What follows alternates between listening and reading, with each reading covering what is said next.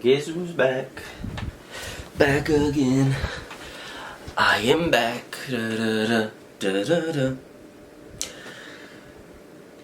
Alright, well, welcome back to Movie Things with Jake Zingg. I might change the title because I came up with that title many years ago, but it's been a while since I made a video, and that's because I made a reaction video to a Star Wars trailer in which I cried, and that video received over 30,000 views, and none of my previous videos had cracked 1,000.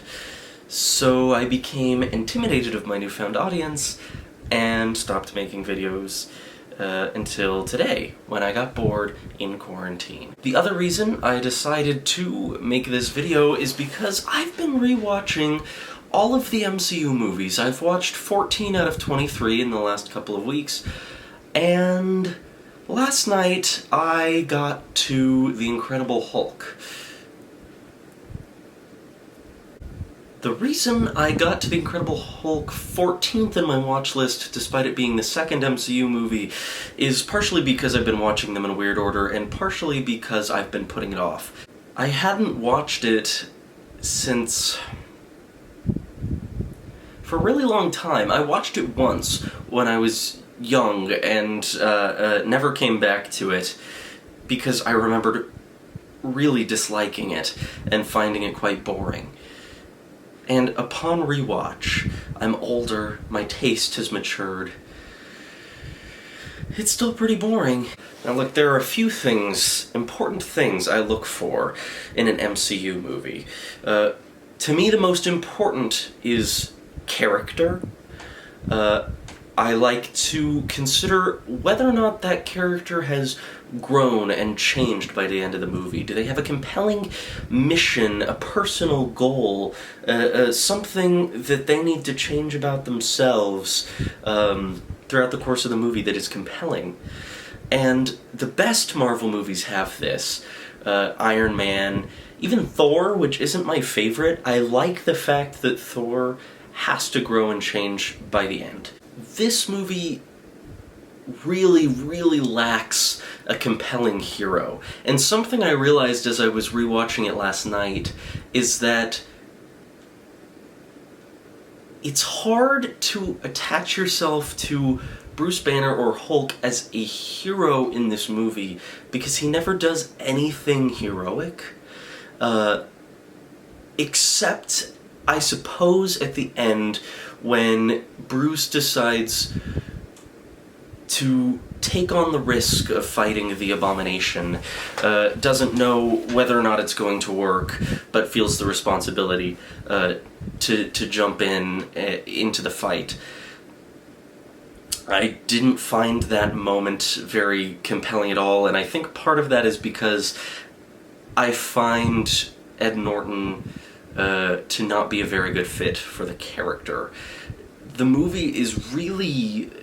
and this isn't his fault, it's sort of, although I was reading about it, and he had sort of some clashes with the studio in terms of what he wanted it to be versus what they wanted it to be. He really wanted to do two movies that were really dark and serious, and he liked the Dark Knight movies, and that's why Marvel didn't have him back for the Avengers, apparently, is because they had really different visions for what they wanted these movies to be and for what they wanted this character to be. And especially in the context of the wider MCU, you can really feel that in this movie. As I've rewatched all these movies, there is a consistency to them. And a lot of people critique that because movies don't feel individual, they feel formulaic. I don't agree with that. I like the consistency. There's an MCU feel, an MCU tone that is consistent, but then there are movies like, you can't say that Thor Ragnarok and Captain America the Winter Soldier feel like the same movie, but there is a consistency in terms of a vision. Those movies both feel like MCU movies, despite being really different movies. The Incredible Hulk is a very mopey movie. It's not... one of the best things, and part of the reason I'm rewatching the MCU movies right now, is because there's just, each one is just a shot of hope and inspiration, and I feel like that's what these movies really do best. And I'm not saying that that's all superhero movies can be, because some of the best, like obviously The Dark Knight, which everything that can be said about that movie has been said. I'm not critiquing a dark tone, is all I'm saying. What I mean is, the entire movie is made up of Bruce Banner and Betty Ross running around being incredibly sad. And there's nothing inspiring about it. There's nothing entertaining about that. It's very, very boring. And it wouldn't be if there were something more substantive behind the moping. But there's really not. There's also, getting beyond the tone aspect, the fact that, yes, the Mr. Green, Mr. Blue chat log online is pretty goofy, but goofy is okay. I think the biggest problem with the movie is that, not that it's goofy, not that it's boring, not that it's just that there's nothing compelling about it. It's a man-on-the-run story which can be entertaining if there's some sort of momentum or some sort of driving force behind it, which this movie really lacks. It's not just that it's slow, it's that there's nothing pushing it forward. A compelling character or a compelling story. Not just in that it is slow, right? But that it is unremarkable and unengaging. So I like Ed Norton as an actor. I don't like him in this role. I like General Ross, and I'm glad they brought him back because I like that actor in that role. He feels very comic book villainy, and it works.